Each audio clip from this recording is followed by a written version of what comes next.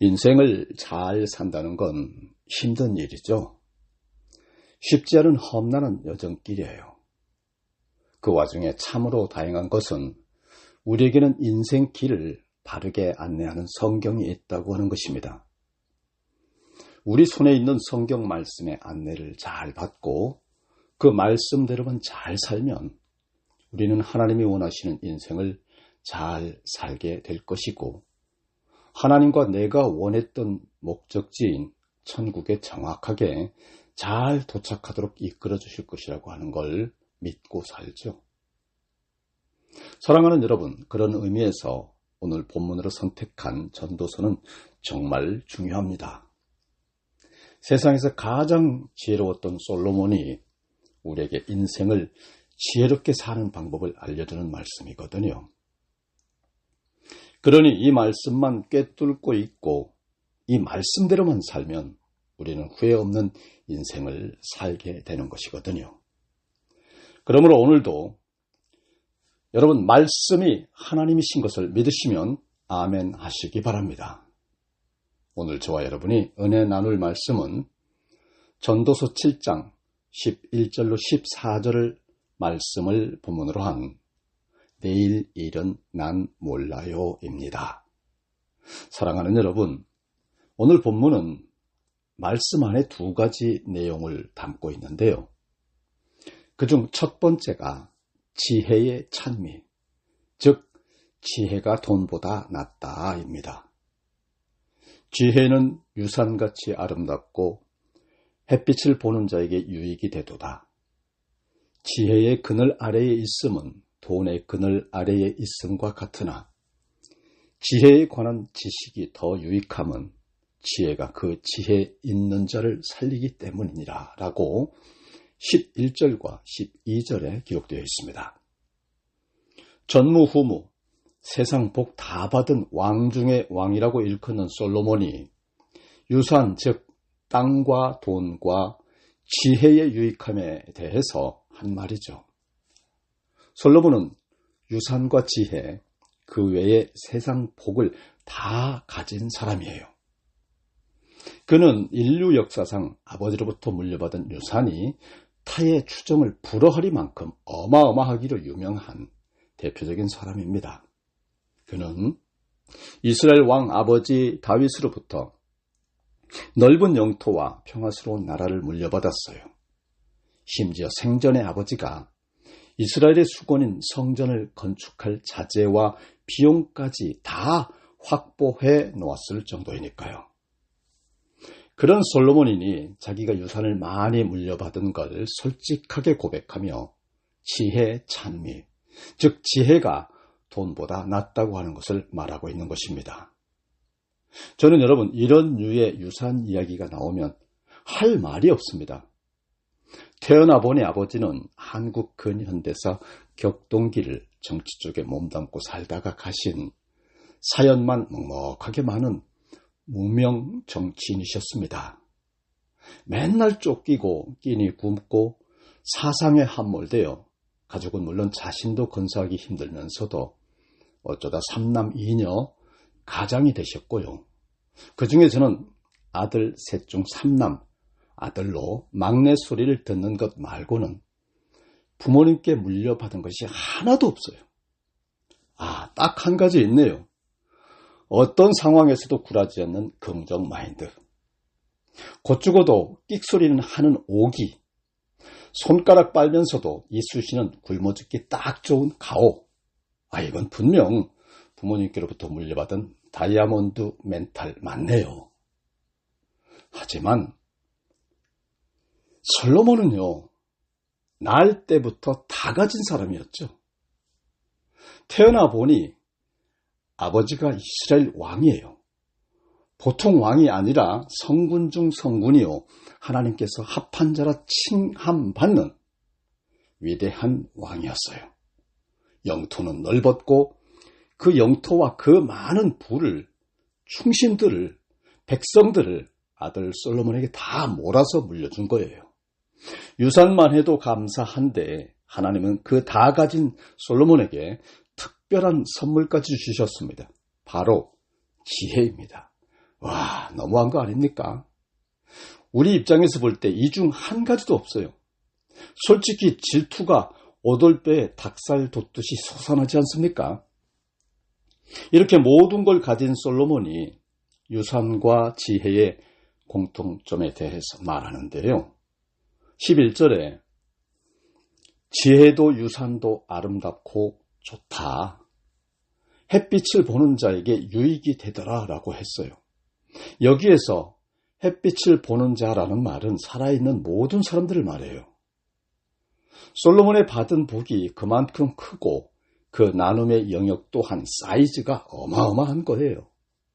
12절에 지혜나 유산은 그늘 아래에 있는 것 같다. 이 말씀은 설명이 필요하죠. 여기에서 말하는 그늘이란 보호를 뜻하거든요. 이 그늘의 의미를 이해하기 위해서는 이스라엘 백성들의 40년 광야 생활에 대한 이해가 있어야 합니다. 민수기나 신명기는 광야를 크고 무섭고 두려운 광야라고 말했어요. 전갈과 뱀이 있어서이기도 하지만 무엇보다 낮과 밤의 기온 차이가 엄청났기 때문입니다. 상상을 초월해요. 낮에는 뜨거운 햇빛 속에서 한없이 걸어야 하죠. 하지만 밤이 되면 엄청나게 춥고 괴롭습니다. 그래서 하나님은 광야 40년 내내 이스라엘 공동체를 낮에는 구름 기둥으로 밤에는 불 기둥으로 함께 하셨다고 기록했어요.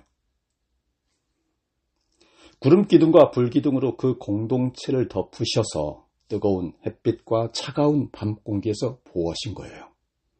바로 이 같은 개념이 그늘이에요.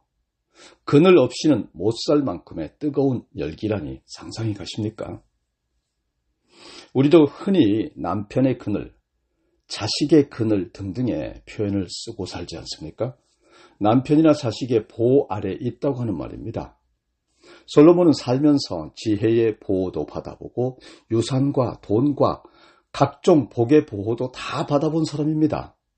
특별히 지혜와 유산 둘의 보호를 받고 살아보니 둘 다 유익하더라라는 고백을 합니다.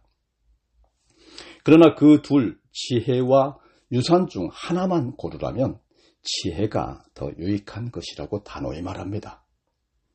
12절 하반절, 지혜에 관한 지식이 더 유익함은 지혜가 그 지혜 있는 자를 살리기 때문이니라 라고 했는데요. 여러분, 이유는 지혜는 자기를 소유한 자를 살리기 때문이라고 하는 것입니다. 이 말은 바꿔 말해서 돈은 사람을 살리지 못한다라는 뜻도 담겨 있는 거죠. 그러면 여기에서 사람을 살리는 지혜란 무엇을 말하는 것인지 한번 더 깊이 알아볼 필요가 있지 않겠습니까? 사랑하는 여러분, 유산은 부모로부터 물려받습니다. 하지만 지혜는 출처가 달라요. 지혜의 출처는 하나님이거든요. 그 대단한 솔로몬도 지혜만큼은 하나님으로부터 물려받았지 않았습니까? 지혜서에서는 지혜를 항상 하나님과 연관지어서 말씀합니다. 그러니 솔로몬이 말하는 참 지혜는 예수 그리스도로까지 들어가죠. 예수 그리스도가 나를 살린다입니다. 12절에 지혜 있는 자란 신약의 표현으로 예수 그리스도를 믿는 자를 가리킨다고 볼 수 있어요. 오직 예수 그리스도를 믿는 자만 구원을 얻을 수 있으니까요. 솔로몬은 유산과 지혜, 예수 그리스도 중 더 중요한 것, 우리를 살리는 지혜, 즉 예수 그리스도다라고 하는 거죠. 그렇죠, 여러분. 솔직히 이렇게 생각하니 저의 마음도 조금은 느긋해지고 푸근해지네요. 말씀드렸지만 저는 부모님으로부터 유산, 땅, 돈 같은 것 하나도 받은 바가 없잖아요. 그렇지만 부모님으로부터 참 지혜, 예수 그리스도를 받았거든요. 아버지 때로부터 예수 그리스도를 주로 영접하고 믿게 되었으니까요. 아버지의 인도로 교회라고 하는 걸 다니게 되었으니까요. 비록 받은 땅과 돈은 없지만 얼마나 크고 값진 영원한 생명의 유산입니까? 예수님을 믿음으로 나는 새 생명을 얻었잖아요. 그리고 영원히 죽지 않고 행복한 크고 영원한 천국의 생명을 얻었잖아요. 하나님 감사합니다. 부모로부터 아무 유산을 받지 못해 답답하고 억울하고 먹먹하게 살다가 죽을 저를 하나님께로 인도해서 천국의 유산을 받도록 이끌어주신 부모님을 주신 하나님 은혜에 감사드립니다. 할렐루야.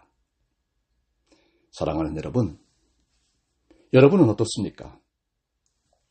유산과 참 지혜, 예수 그리스도 둘 다 받은 분이 혹 계십니까? 그렇다면 곱곱 더블 곱배기로 감사하시기 바랍니다. 저처럼 유산은 받지 못했어도 참 지혜, 예수 그리스도를 받으신 분은 곱곱곱 무한 곱배기로 감사하시기 바랍니다. 복을 몰아서 주시는 하나님이신데 받을 복 없는 나를 구별해서 콕 집어 하늘 복을 주셨으니 얼마나 다행이고 감사합니까? 그러니 무한 곱배기 감사를 해야죠. 그런데 여러분, 유산도 참 지혜, 예수 그리스도도 전혀 받지 못하신 분이 혹 계십니까? 실망하지 마세요. 그런 분일지라도 예배의 자리에 있음을 감사하시기 바랍니다. 말씀이 하나님이신 것을 믿고 오래 참고 오래 기뻐하고 사모하시고 기다리시면 반드시 꼭 복을 받게 되실 거니까요. 그 외에 말씀 위에 바로 선 모든 분들 다 주님 앞에 나아가 자녀들에게 유산은 물려주지 못해도 참 지혜 예수 그리스도만큼은 꼭 물려주셔서 자녀들이 영원한 천국 생명을 다 소유하게 해주시기를 축복합니다. 두 번째, 하나님이 하시는 일에 대해 사람이 취해야 할 태도입니다. 하나님께서 행하시는 이 일을 보라. 하나님께서 굽게 하신 것을 누가 능히 곧게 하셨느냐. 형통한 날에는 기뻐하고 곤고한 날에는 뒤돌아보아라. 이 두 가지를 하나님이 병행하게 하사 사람이 그의 장래 일을 능히 헤아려 알지 못하게 하셨느니라. 본문 13절과 14절의 말씀입니다. 지금 전도자 솔로몬은 하나님이 하신 일과 사람이 겪게 되는 일을 언급하면서 창조주 하나님과 피조물 된 인간의 한계성을 비교하고 있거든요. 우리 신앙인들이 흔히 실수하는 것 중 하나가 자신이 하나님의 뜻을 다 아는 것처럼 하는 것입니다. 여러분, 이런 실수를 제일 많이 범하는 사람이 솔직히 목사입니다. 목사라고 해서 하나님의 뜻을 완벽하게 알 수 있을까요? 딴 거 필요 없이 성경을 찾아보면 금방 알 수 있어요. 믿음의 조상 아브라함부터 신약에 나오는 사도 바울까지 그들이 도대체 하나님과 얼마나 가까웠습니까? 하지만 그들조차도 하나님의 뜻을 다 알지 못했습니다. 하나님의 뜻을 다 알기는커녕 자신의 인생이 앞으로 어떻게 펼쳐질지도 몰랐어요. 이것이 인간과 하나님의 차이예요. 그러니 지금 어떤 목사가 하나님의 뜻을 자신이 다 안다고 아는 척하거나 하나님을 자신이 좌지우지할 수 있다고 말한다면 그 자는 이단입니다. 우리 주변에 그런 면에서 꽤 유명한 목사들 많죠? 이름이 번뜩 떠오르실 겁니다. 조심하세요. 볼 것 없어요. 13절에 하나님께서 행하시는 이 일을 보라. 하나님께서 굽게 하신 것을 누가 능히 곧게 하겠느냐 했습니다. 하나님께서 창조하실 때 굽게 하신 것을 사람이 어떻게 곧게 펼 수 있겠느냐 했어요. 할 수 있겠습니까? 그런데 그걸 할 수 있는 것처럼 하는 목사들 믿을 수 있을까요? 정신 똑바로 차리셔야 합니다. 우리가 믿을 수 있는 건 하나님뿐이에요. 다시 말하면 하나님이 해놓으신 대로 그저 우리가 순응하면서 살아가는 것이 가장 올바른 방법이라고 하는 거예요. 우리가 믿고 바라고 나아가는 곳에 반드시 하나님의 푯대가 세워져 있어야 하는 이유입니다. 명심하십시오. 하나님 이외의 길은 다 죽을 길 뿐입니다. 14절에 기록된 바 형통한 날에는 기뻐하고 곤고한 날에는 되돌아보아라. 이 두 가지를 하나님이 병행하게 하사 사람이 그의 장래 일을 능히 하여 알지 못하게 하셨느니라 라고 했습니다. 우리가 살다 보면 어떤 날은 좋은 날도 있고 또 어떤 날은 반대로 아주 나쁜 일도 있다는 거예요. 때로는 같은 날에 좋은 일과 나쁜 일도 있을 수 있어요. 하루에, 한 날에 좋은 일과 나쁜 일이 겹쳐져 있는 예는 현진건 작가가 쓴 단편소설 운수 좋은 날에 잘 표현되어 있죠. 현진건 작가의 운수 좋은 날은 1924년 6월 개벽 48호에 발표되었고요. 국어 교과서에 소개되어 있기에 여러분도 아마 잘 아실 것입니다. 배경은 1920년대의 경성부 서울특별시 전신이죠. 등장인물로는 주인공이자 인력거꾼 김첨지, 심한 병을 앓고 있는 김첨지의 아내, 김첨지의 친구 차삼이 정도입니다. 주인공이자 인력거꾼 김첨지에게는 병에 걸린 지 한 달가량 지난 아내가 있었습니다. 아내는 몸이 아파도 한 번 약을 먹어본 적이 없습니다. 약을 살 돈은커녕 양식을 살 돈도 없었기 때문입니다. 김첨지가 오랜만에 돈을 벌어서 산 조로밥을 지었는데 다 익지도 않은 밥을 급하게 우겨 먹으며 넣다가 아픈 아내가 그만 체해버립니다. 금식기도 한 사람이 금식을 마치고 바로 밥을 급하게 먹으면 큰일 나듯이 김첨지의 아내도 아파서 그리고 때거리가 없어서 오래 밥을 먹지 못하다 갑자기 조밥을 급하게 먹었으니 엎친 데 덮친 격으로 목숨이 위험에 처했어요.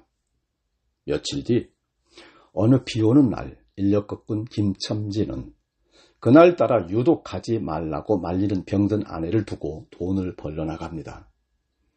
그런데 어찌된 셈인지 그날따라 유독 손님이 많아서 김첨지는 2원 90전이라는 큰 돈을 벌었습니다.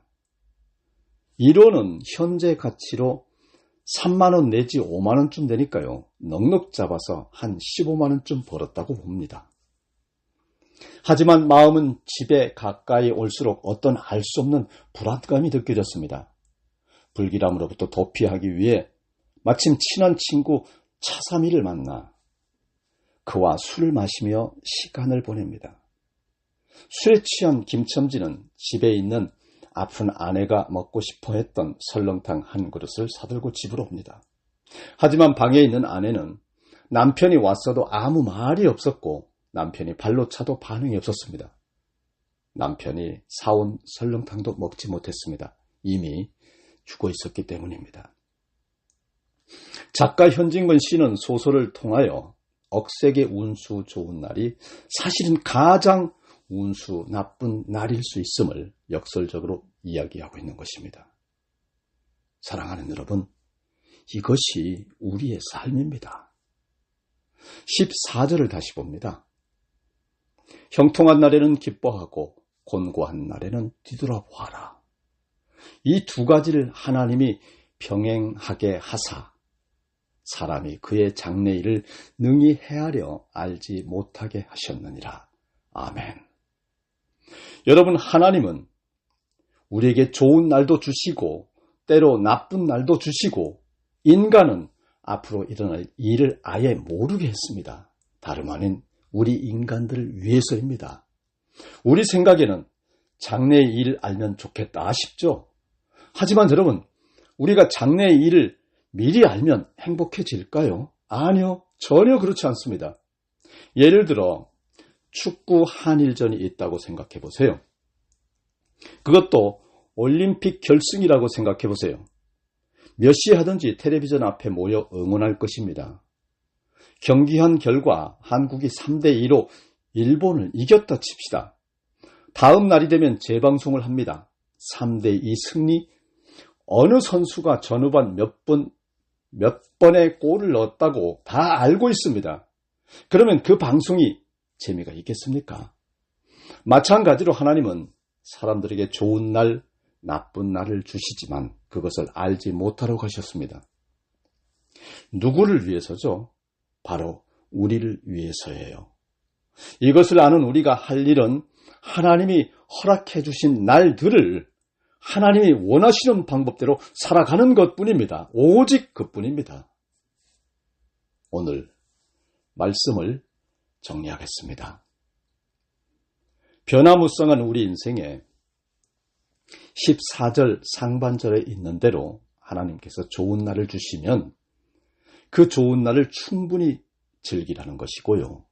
하나님께서 나쁜 날을 주시면 돌아보라고 하는 것입니다. 여기에서 돌아보아라 라는 말은 자신을 돌아보며 반성하라는 말이고요. 인생을 보면서 하나님의 뜻을 살펴보라는 것입니다. 결론적으로 14절을 요약한다면 마지막 날일지도 모르는 오늘을 소중히 보내며 오직 하나님 한 분만을 높이며 살라라고 하는 것입니다. 사랑하는 여러분, 저는 오늘 14절 말씀을 보면서 복음송가 한 곡이 떠올랐습니다. 내일 일은 난 몰라요입니다. 반주 없이 부르면서 오늘 말씀을 마치겠습니다. 내일 일은 난 몰라요. 하루하루 살아요. 불행이나 요행함도 내 뜻대로 못해요. 험한 이 길 가고 가도 끝은 없고 고뇌요. 주님 예수 발레미사 내 손 잡아주소서. 내일 일은 난 몰라요. 장래일도 몰라요. 아버지여 날 붙드사 평탄한 길 주옵소서. 좁은 이 길 진리의 길 주님 가신 그 옛길 힘이 들고 어려워도 찬송하며 갑니다. 성령이여 그 음성을 항상 들려주소서. 내 마음은 정했어요. 변치 말게 하소서. 내일 일은 난 몰라요.